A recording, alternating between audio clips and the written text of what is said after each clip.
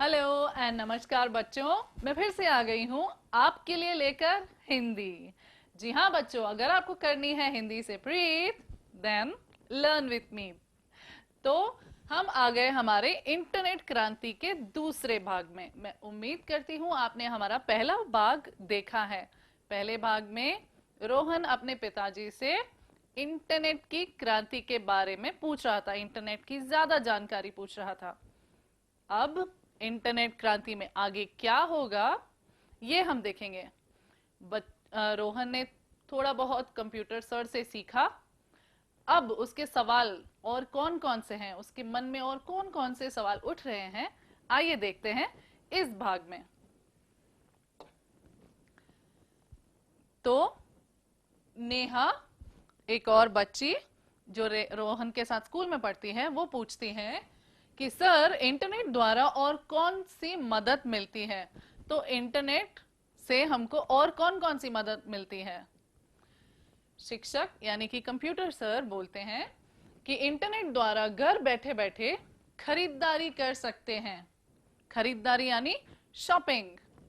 कोई भी बिल भर सकते हैं, किसी का भी बिल भर सकते हैं। आजकल इंटरनेट, आजकल हमारे यहाँ सब कुछ डिजिटल हो गया है ना। पेटीएम, गूगल पे, ये सब आ चुके हैं और इंटरनेट बैंकिंग भी। तो हम ये सारी खरीदारी इंटरनेट के द्वारा कर सकते हैं। हम इलेक्ट्रिसिटी बिल आजकल इंटरनेट के द्वारा ही भर रहे हैं ना। इससे दुकान जाने और लाइन में घंटों खड़े रहने का समय बच सकता है। तो इसका फायदा ये है कि हमें लाइन में, लंबी सी लाइन में खड़े नहीं रहना है। हम घर में बैठे बैठे ही बिल पे कर सकते हैं। इंटरनेट बैंकिंग द्वारा दुनिया की किसी भी जगह पर चाहे जितनी भी रकम भेजी जा सकती है। रकम यानी पैसे, यानी कि धनराशि। हम जितना चाहे, 1,000, 1,00,000, जितना भी हम पहुंचा सकते हैं। तो अजय, एक और बच्चा पूछता है, और तो यहाँ पर बच्चे उत्सुक हो रहे हैं ये जानने के लिए कि इंटरनेट से और क्या क्या हो सकता है। शिक्षक फिर से कहते हैं, और वीडियो कॉन्फ्रेंस द्वारा एक जगह बैठकर दुनिया के कई देशों के प्रतिनिधियों के साथ 8-10 दूरदर्शन के पर्दे पर चर्चा कर सकते हैं। दूरदर्शन के पर्दे पर यानी कि टीवी स्क्रीन पर हम वीडियो कॉन्फ्रेंस कर सकते हैं।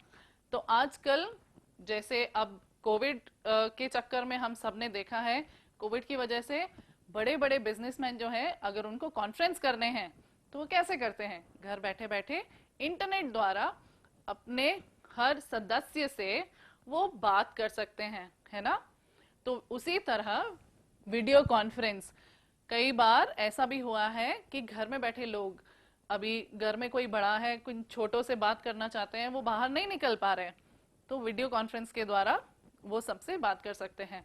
आपके स्कूल में भी अब जब पढ़ाई होती है तो वीडियो कॉन्फ्रेंस में ही होती है ना बच्चों।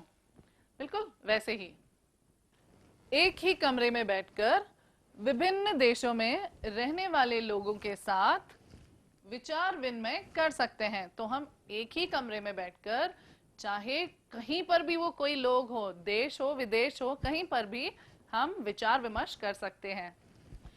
अंजलि, छोटी सी बच्ची जो शायद रोहन के साथ पढ़ती है, वो कहती है, सर क्या इंटरनेट की सहायता से बेरोजगारी को मिटा सकते हैं। तो इतनी छोटी सी बच्ची इतना अच्छा सवाल पूछ रही है कि क्या हम बेरोजगारी यानी कि अनएम्प्लॉयमेंट। तो आजकल अगर आपने देखा होगा कि बहुत सारे लोगों के जॉब्स यानी कि नौकरी वो चली जा रही है। तो बेरोजगारी की वजह से बहुत देश में गरीबी है। तो ये पूछ रही है कि क्या इंटरनेट से बेरोजगारी जा सकती है। शिक्षक कहते हैं, हाँ जरूर। भारत में आईटी यानी कि इंफॉर्मेशन टेक्नोलॉजी और ITES यानी कि इंफॉर्मेशन टेक्नोलॉजी अनेबल्ड सर्विसेज, ये एनेबल है। संस्थाओं का प्रवेश इंटरनेट से संभव हुआ है। तो इंटरनेट के वजह से ही आईटी कंपनियां खुली हैं। जहां पर कॉल सेंटर्स जिसे बोलते हैं, जहां पे लोग फोन करके अपने प्रॉब्लम्स बताते हैं और वो फोन घर पे बैठे बैठे ही आपके प्रॉब्लम्स को सॉल्व करते हैं। ठीक है, तो ये इंटरनेट, इंफॉर्मेशन टेक्नोलॉजी और ITES की वजह से ही हुआ है। तो बच्चों, अब इसका सवाल ये था अंजलि का कि क्या बेरोजगारी जा सकती है? तो यहां पर ये कह रहे हैं कि IT कंपनीज के आते से ही और इंटरनेट की वजह से, IT कंपनीज जो आई हैं उसकी वजह से क्या हुआ है, देखते हैं। इनसे अनगिनत लोगों को रोजगार मिला है। तो IT कंपनीज के द्वारा बहुत सारे लोगों को रोजगार मिला है, यानी कि उनको नौकरी मिली है। और सिर्फ हमारे देश में ही नहीं, और सिर्फ हमारे देश में ही नहीं, कई देशों की आर्थिक स्थिति, उनकी जो इकोनॉमिक स्टेटस है, आर्थिक स्थिति यानी बहुत, अब नौकरी नहीं है तो उनकी आर्थिक स्थिति बहुत खराब होगी ना, खाने पीने के कमी होती है, कुछ गरीबी जैसे बोल सकते हैं वो होती है। अब उनकी आर्थिक स्थिति बेटर हुई है, में भी सुधार हुआ है, अब सुधार आया है उसमें। आमोद, अब ये दूसरा बच्चा वो पूछता है, सर मैंने सोशल नेटवर्किंग शब्द कहीं पढ़ा था। तो वो कहता है कि मैंने सोशल नेटवर्किंग शब्द कहीं पढ़ा था।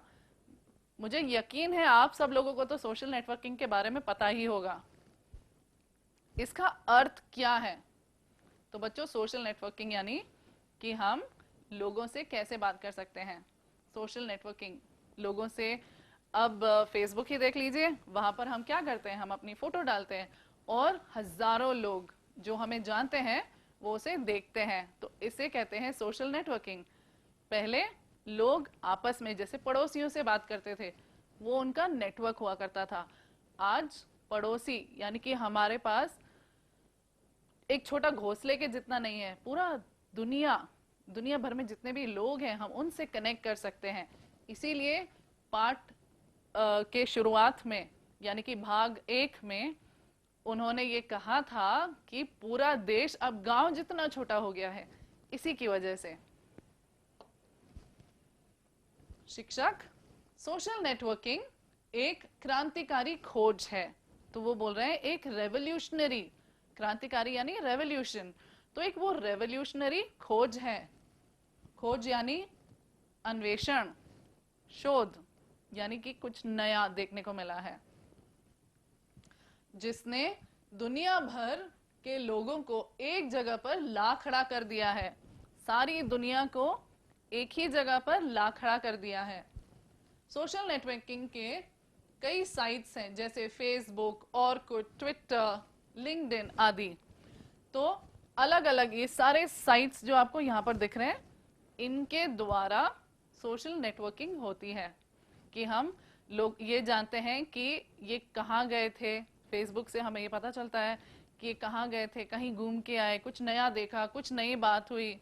और यूट्यूब से हमें ये भी पता चलता है कि हम, अब जैसे हमें ही देख लीजिए, हम भी सोशल नेटवर्किंग के थ्रू ही आए हैं ना।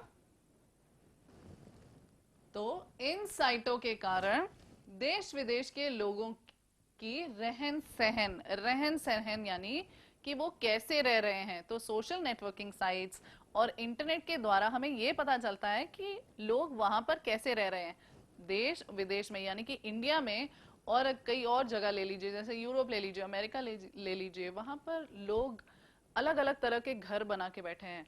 हम दोनों में यानी कि देश में, हमारे भारत में और उनके देश में बहुत फर्क है, रहने सहने का, वेशभूषा का, यानी कि हमारे कपड़ों का, वेशभूषा यानी हम किस तरह से कपड़े पहनते हैं। जैसे हमारे देश में साड़ी, बहुत सारी औरतों को आप साड़ी सलवार सूट में देखोगे, तो बिल्कुल वैसे ही।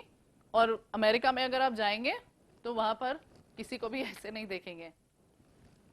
खान पान में, तो खान पान यानी खाने पीने का हमारे ढंग अलग है। हम रोटी चावल बहुत ज्यादा यूज करते हैं।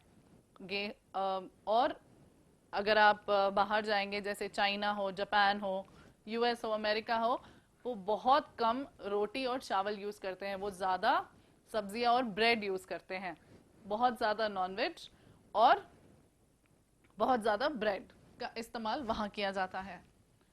उसके अलावा संस्कृति, अब हमारे में और क्या फर्क है? हमारे में ये फर्क है हमारी संस्कृति का, हमारे कल्चर का। हम कितने सारे बच्चों फेस्टिवल्स मनाते हैं, त्योहार मनाते हैं, कहीं और इतने सारे त्योहार नहीं मनाए जाते। कला आदि का प्रभाव, कला यानी टैलेंट, आदि का प्रभाव शीघ्रातिशीघ्र हमारे समाज पर पड़ रहा है। तो बहुत तेजी से इंटरनेट के द्वारा बहुत तेजी से हम अपना, जैसे भारत की संस्कृति वो लोग भी अब समझ रहे हैं जो बाहर से हैं, जो दूसरे विदेश में हैं, और विदेशों की संस्कृति जो है वो बहुत सारी अब भारत में भी आ गई है। तो वो बहुत जल्दी से वो कैप्चर हो रहा है, ग्रास्प हो रहा है। बच्चों इतना ही नहीं, भारत जैसे प्रगतिशील राष्ट्र ई गवर्नेंस, ई प्रशासन द्वारा बदलाव लाने की कोशिश कर रहे हैं। अब ई गवर्नेंस के द्वारा बदलाव लाने की कोशिश कर रहे हैं। तो रजत पूछता है कि ई गवर्नेंस क्या होता है सर? तो अब उसके मन में सवाल उठ रहा है कि ई गवर्नेंस होता क्या है।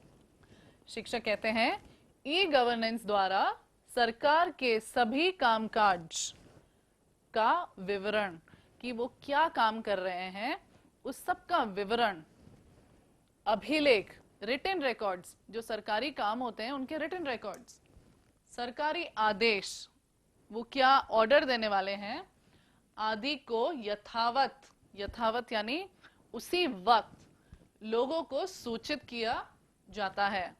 तो गवर्नेंस, ई गवर्नेंस के द्वारा उसी वक्त जो भी इंफॉर्मेशन हमें मिल रही है सरकार से, सरकार के द्वारा वो उसी वक्त हमें पहुंचाई जाती है। इससे प्रशासन पारदर्शी बन सकता है। प्रशासन यानी एडमिनिस्ट्रेशन पारदर्शी बन सकता है, यानी कि ट्रांसपेरेंसी, कि सरकार क्या कर रही है, हमें क्या सेवाएं प्रदान कर रही है, ये हमें ई गवर्नेंस के थ्रू बहुत जल्दी पता चल जाता है।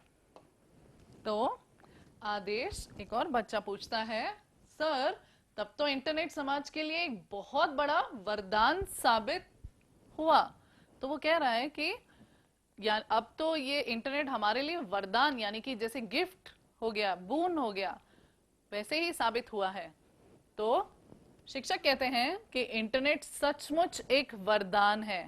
तो वो कहते हैं जी हाँ, वो एक गिफ्ट के जैसा ही है, एक ब्लेसिंग के जैसा।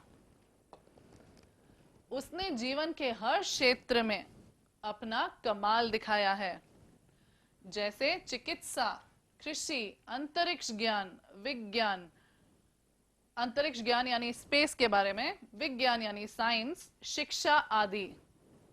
यहां तक कि देश के रक्षा दलों की कार्यवाही में इंटरनेट का बहुत बड़ा योगदान है। तो रक्षा दलों यानी प्रोटेक्शन, देश के प्रोटेक्शन के लिए भी इंटरनेट का बहुत बड़ा हाथ है। पूजा, सर क्या इंटरनेट का कोई दुष्परिणाम भी है? तो वो पूछ रही है कि इंटरनेट का क्या कोई दुष्परिणाम भी है, क्या कोई हार्म कर सकता है इंटरनेट हमें? तो शिक्षक कहते हैं हाँ हाँ है। इंटरनेट एक और वरदान है, अगर एक तरह से वो एक गिफ्ट है हमारे लिए, तो दूसरी ओर वह अभिशाप भी है, एक कर्स भी है। तो एक जगह जहां पे हमको एक गिफ्ट की तरह मिल गया है हमें इंटरनेट, एक तरह दूसरी तरफ से वो एक शाप भी है। इंटरनेट की वजह से पेरसी, पेरसी यानी चुराकर नकली प्रतियां बनाना, जो नकली चीजें बनाते हैं, कॉपी करते हैं, बैंकिंग फ्रॉड, जो पैसों का चीटिंग करते हैं, बैंकिंग में फ्रॉड करते हैं, फ्रॉड यानी धोखा, हैकिंग, हैकिंग आपको पता होगा बच्चों कि अगर मेरे पास पैसे हैं तो वो लोग इंटरनेट से हैक करके मेरे बैंक के अकाउंट में जाके वो लोग मेरे सारे पैसे निकाल लेंगे। तो उसे कहते हैं हैकिंग, कि चीटिंग से किसी और जगह पर पहुंच जाना, कॉपी कर लेना कि उसका पासवर्ड क्या है वो। तो हमें इसीलिए सावधानी बरतनी होती है।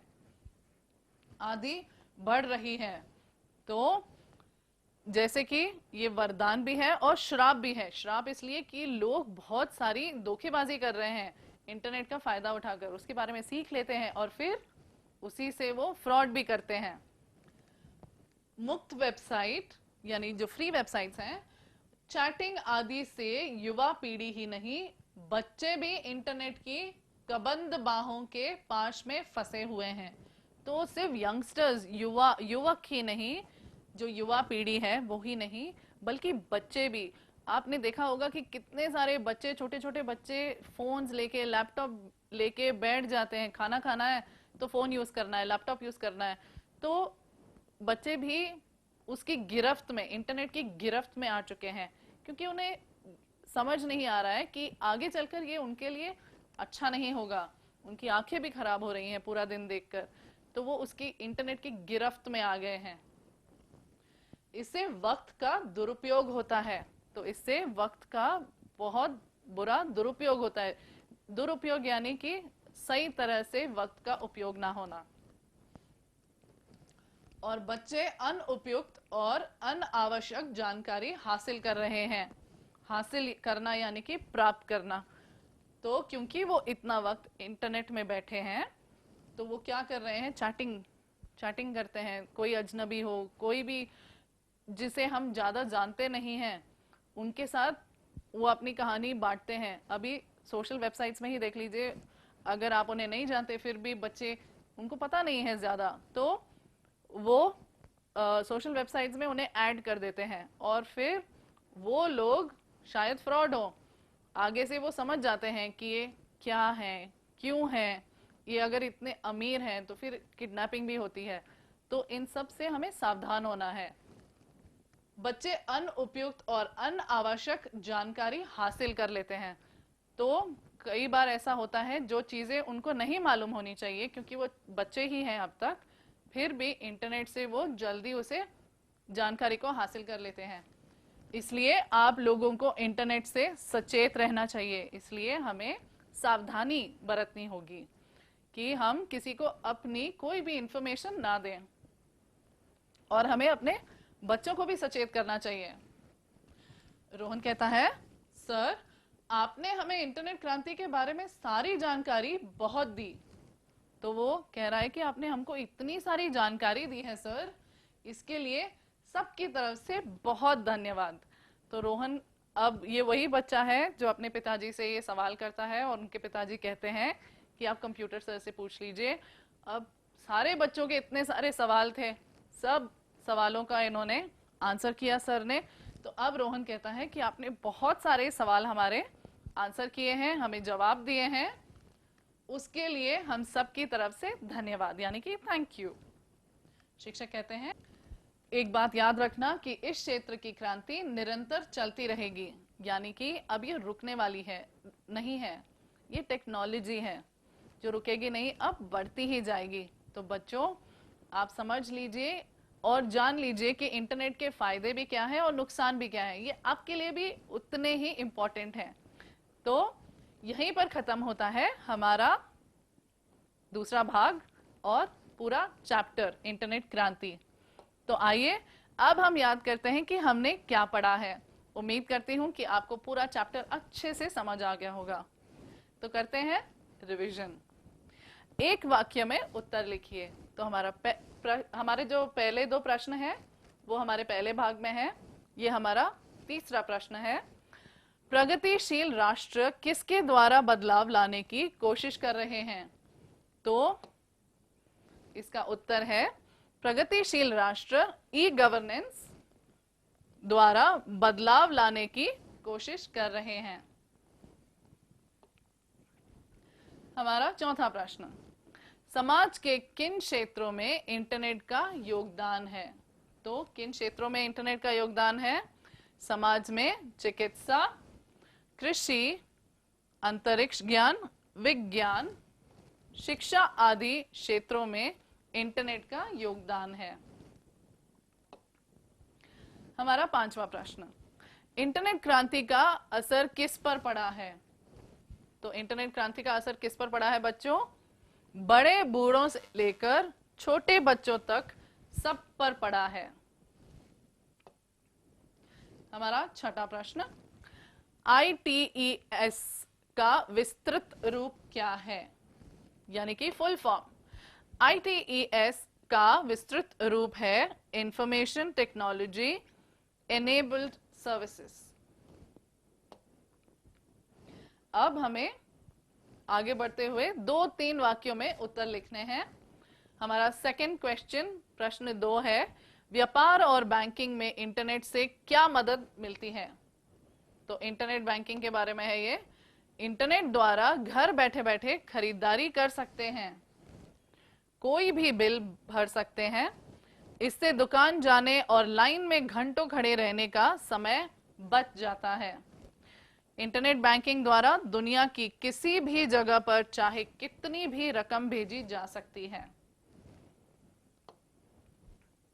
अब हमारा तीसरा प्रश्न, ई गवर्नेंस क्या है। तो हमारा जो पहला प्रश्न था ई गवर्नेंस के बारे में, वो सिर्फ एक वाक्य में था, अब 2-3 वाक्यों में है।